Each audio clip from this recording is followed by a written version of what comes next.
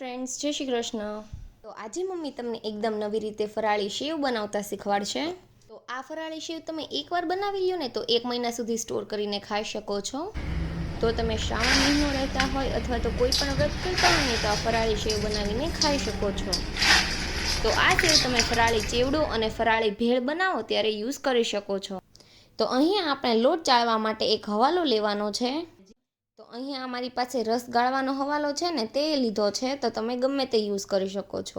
તો હવે તેમાં આપણે 2 કપ રાજગરાનો લોટ ઉમેરવાનો છે અને ગ્રામમાં ગણો ને તો 250 ગ્રામ છે. અહીંયા આપણે અડધો કપ આરાનો લોટ લીધો છે. તો આ આરાનો લોટ અમે ઘરે બનાવેલો જ છે. તો આપણે 12 મહિનાની બટેકાની વેફર બનાવતા હોય ને બહુ બધી, ત્યારે આ રીતના લોટ નીચે તળિયે બેસી જાય ને તેને સુકાવીને લોટ બનાવ્યો છે. તો તે વેસ્ટ ન જાય અને આ રીતે તમારે પણ આરાનો લોટ બનાવી લેવો. તો બંને લોટને આપણે સારી રીતે ચાળી લેવાના છે. તો બંને લોટમાંથી થોડું કચરું પણ નીકળ્યું છે, તો ચાળીને જ યુઝ કરવો. તો બંને લોટને સારી રીતે મિક્સ કરી લેવાના છે. અને હવે તેમાં આપણે અડધી ચમચી જેટલું મીઠું અને ચમચીના ચોથા ભાગ જેટલો મરી પાવડર, અને મરી પાવડર તમે અધકચરો વાટેલો લેતા હોય તો તેને છાણીને યુઝ કરવો. અને અહીંયા પાવડર ફોર્મમાં છે ને એટલે અમે ડાયરેક્ટ જ ઉમેર્યો છે. અને હવે તેમાં આપણે મોણ માટે 2 ચમચી જેટલું તેલ ઉમેરવાનું છે. જો તમારે તીખી સેવ બનાવી હોય ને તો થોડું મરચીનું પાણી કરીને ઉમેરવું. બધું જ આપણે હવે સારી રીતે મિક્સ કરી લેવાનું છે. અહીંયા આપણે જે કપથી લોટ લીધો હતો ને તે કપથી 1 કપ પાણી લીધું છે. થોડું થોડું પાણી નાખીને આપણે લોટ બાંધવાનો છે. તો જે પ્રમાણે પાણીની જરૂર પડે ને એ પ્રમાણે પાણી ઉમેરતું જવાનું અને લોટ બાંધતો જવાનો.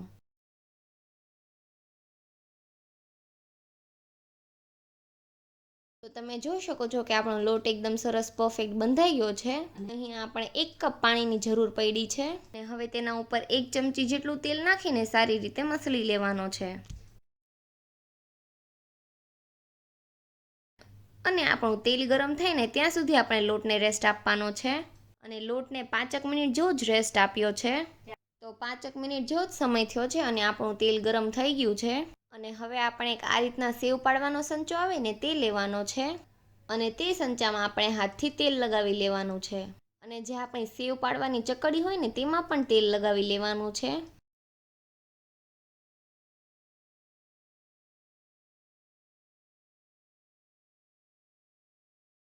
અને હવે આપણે લોટને થોડો મસળી લેવાનો અને સંચામાં પછી આ રીતે લૂવો કરીને ભરી દેવાનો. તો તમે જોઈ શકો છો કે આપણો લોટ કઠણ પણ નથી અને ઢીલો પણ નથી.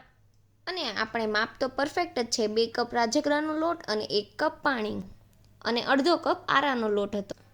અને આ રીતનું મેઝરમેન્ટ કરીને તમે લોટ બાંધશો ને તો લોટ તમારો પરફેક્ટ જ બનશે. તેલ પણ ગરમ થઈ ગયું છે. તો થોડો લોટ નાખીને આપણે ચેક કરી લઈએ કે સેવ માટે તેલ પરફેક્ટ ગરમ થઈ ગયું છે. તો થોડો લોટ આપણે નાખ્યો ને તો તે થોડી વારમાં જ ઉપર આવી ગયો છે.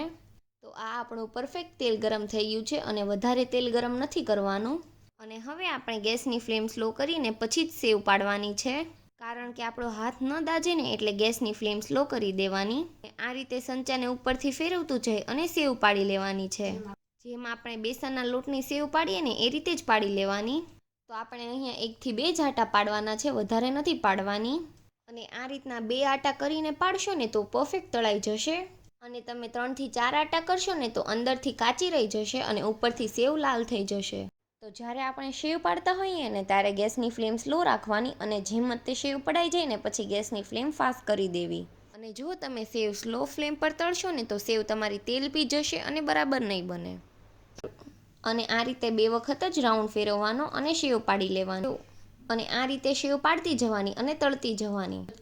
તો જેટલી વાર બેસનના સેવને લાગે છે ને એટલી જ વાર અહીંયા રાજગરાના લોટની સેવને તળાતા લાગે છે. અને તમે જોઈ શકો છો એકદમ પરફેક્ટ રીતે રાજગરાની સેવ તળાઈ ગઈ છે.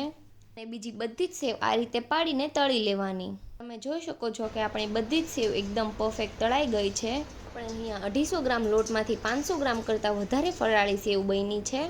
તો તમે જોઈ શકો છો કે આપણી એકદમ ક્રિસ્પી સેવ બનીને તૈયાર થઈ ગઈ છે. આ ફરાળી સેવ બધી જ તળાઈ જાય ને પછી તેને એરટાઇટ ડબ્બામાં ભરીને તેને સ્ટોર કરીને મહિના સુધી ખાઈ શકો છો. અને જો તમને અમારો આ ફરાળી સેવનો વિડીયો ગમ્યો હોય તો વિડીયોને લાઇક કરજો, શેર કરજો અને અમારી ચેનલને સબસ્ક્રાઈબ કરી દેજો. Thanks for watching.